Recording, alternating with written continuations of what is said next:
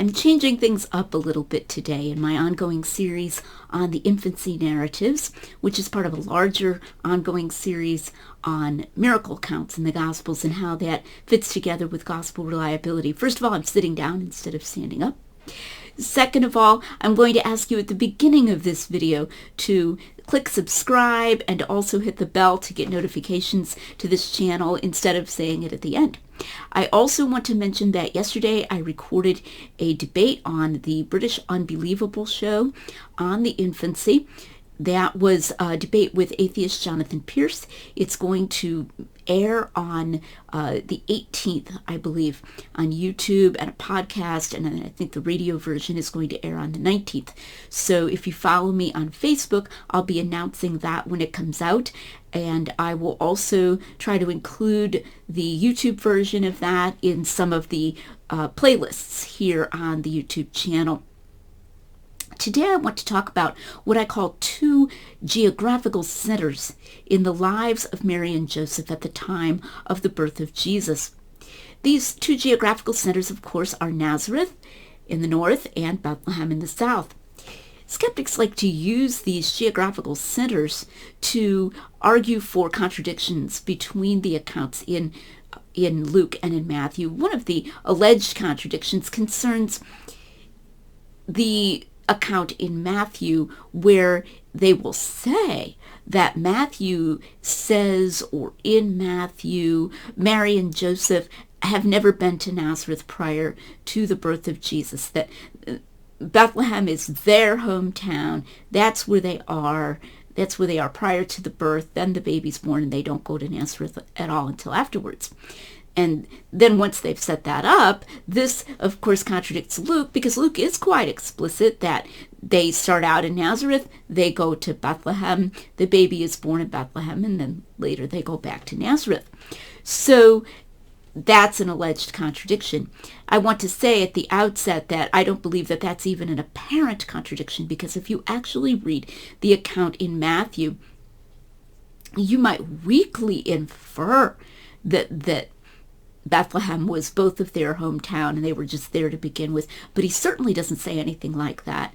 When Matthew in Matthew 1 is discussing Joseph's dream, the discovery that Mary is pregnant and Joseph's taking her as his wife, he doesn't say where any of that is happening. He certainly doesn't say it's happening in Bethlehem. And then he begins chapter 2 rather abruptly. When Jesus was born in Bethlehem in the reign of Herod the king, there came wise men from the east. So he's saying Jesus was born in Bethlehem, but he doesn't say, and by the way, they'd been there the whole time during her pregnancy. So this is a manufactured contradiction. But we do find these two geographical centers in their lives. I would say that these are fruitful variations, fruitful differences that can actually be fit together in a very believable, very realistic way. And that itself is a sign of the truth of the stories. Let's just notice some of the specifics. First of all, in Matthew, they are in Bethlehem after the baby is born. They seem to settle for a while in Bethlehem after the child is born. We can tell this because, as you've probably heard people mention, the Magi do not come, the wise men do not come to the stable. It says they come to the house and that they see the young child and his mother. It doesn't say baby. So Jesus is a little bit older. They've stayed there for a while. But then you find that when they return, they're thinking of returning to Bethlehem. And as I discussed in the previous video, then when Joseph hears that Archelaus is reigning, instead he goes to Nazareth. So they're actually planning to come back to Bethlehem, or at least that was what was in his mind. So there's that connection to Bethlehem. But then when they learn that Archelaus is reigning, right away Joseph decides to go to Nazareth. He thinks of Nazareth as the place to go. So there are those two geographical centers there along that axis from the north to the south. Now, if you go into Luke, you find that Mary is from Nazareth. The angel goes to her in Nazareth, and he announces that she'll have the baby in Nazareth, and then she immediately rises up, and it's interesting, she has family down in the Judean hill country, and she hastens there, and it's pretty close family. Elizabeth welcomes her right away. They apparently know one another pretty well.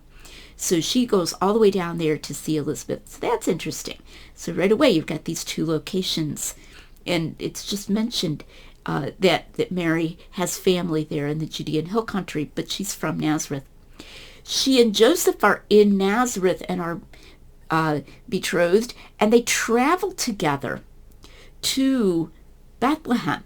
And it says, everyone to his own city. And it says Joseph went there because he was of the house and lineage of David. Now, I'm going to be talking about the census. It's going to get a whole video to itself because it's very famous.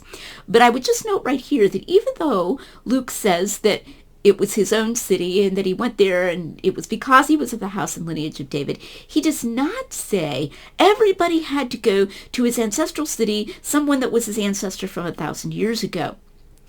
So just kind of keep that in mind. He relates the fact that it's Joseph's own city to his being of the lineage of David, but he doesn't make this extremely strong claim. And Mary goes with him. And that's caused quite a bit of comment among commentators. Why does Mary go with him? And then later they go back to Nazareth. So you get this movement in Luke. And we mentioned in the last video, he says they went up to Bethlehem, and that's geographically meaningful, even though it would be traveling south. Okay, how do we put all of this together? Now, the skeptical view is that both Matthew and Luke have this problem because Jesus was known as Jesus of Nazareth, but he needed to be born in Bethlehem because of a prophecy in Micah 5:2 that the one who would rule Israel would be born in Bethlehem. And this is even mentioned specifically in Matthew. It's interesting to note that it's never mentioned in Luke. Luke may not even have been aware of that prophecy, so I just want to bring that up. I would also mention that it would seem like taking a jackhammer to break a nut for Luke to create or chronologically move an entire census just to move Mary and Joseph from Nazareth to Bethlehem. He could have just started them out in Bethlehem if he's just making up the story that Jesus was born in Bethlehem. So that really seems like overkill. I'll probably bring that up again later in the census video. But the point is that the skeptics say there's this problem, and that's why they need to put these two together. But actually, it all kind of fits together pretty well. So I'm going to suggest that we engage our real-world imagination, our reasonable imagination, and start thinking, what if Mary really was from Nazareth, like it says in Luke? And what if Bethlehem really was Joseph's city, his own city? What if Joseph was from Bethlehem? Now, that doesn't mean he couldn't have been living in Nazareth. That trip up and down was something that actually, surprisingly, as many miles as it was, people took pretty often. They took that trip for the feasts, for example. Mary seems to have thought very little of it to go from Nazareth to the Judean hill country to visit Elizabeth. It was necessary to go to Jerusalem to sacrifice, and people came from Galilee to Jerusalem all the time. Joseph could have been working in Nazareth and living there as a builder or carpenter. He could have had portable tools that could also have helped him later on the trip to Egypt. And he could have been living there. We don't know how the families came to know one another or how the betrothal came about, but the fact that Mary had family down in the Judean hill country could be part of that explanation as well. And this could be how the families came to arrange that marriage. In any event, Joseph can be living in Nazareth, but consider his real hometown to be Bethlehem. I don't want to be anachronistic here, but we do have modern precedents for this. We have young people who are students, for example, and they live for a while in one town, but they consider their real town, their real home, to be where their parents live. If they're going to go home to their permanent home, that's where they would go. I know of one student during the COVID time back in the spring, I believe it was, he wanted to be near a relative who was having surgery, and his relative was in another state from where he was attending school. He was a little concerned that there might be a quarantine or he might have trouble traveling due to a lockdown, so he got permission to travel early to what he considered to be his own city, his home city, to be with this relative and to complete his semester remotely. You could hear different versions of this. One would say he went there to be with his relative, and the other would say he went there because he was concerned about being locked away from his hometown by a lockdown, and these would both be true. If Joseph is from Bethlehem and Mary is from Nazareth, and Joseph has just been living for a time in Nazareth, they may very well have been planning to settle in Bethlehem altogether. That is a completely legitimate conjecture, and it fits with what we find in Matthew, where they're there after the baby's birth for a while, and they even think of going back there after the flight to Egypt. But if Mary is from Nazareth, that fits not only with all the details of Luke's account, but also with the fact that in Matthew, when they're going to come back from the flight to Egypt and they decide not to settle under the place where Archelaus is ruling, the first thing that Joseph thinks of is, hey, let's go to Nazareth. Not somewhere else in the place where Herod Antipas was tetrarch, not under the tetrarchy of Philip, which was also separate, but specifically Nazareth. Obviously, the skeptic is going to say, yeah, that's because they knew Jesus was from Nazareth. They had to get them back to Nazareth. But within the story, it would make sense.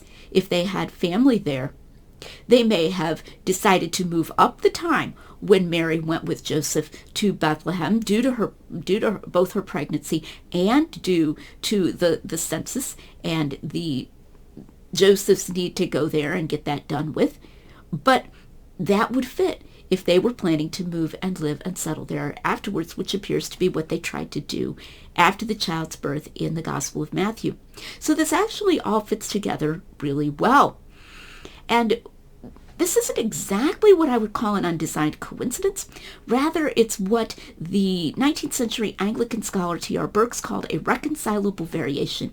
And I talk about this in The Mirror or the Mask. You can look that up in The Mirror or the Mask, reconcilable variation. This occurs when you have differences between accounts that could have ended up just contradicting one another, but you can actually put them together in a very believable picture between the accounts.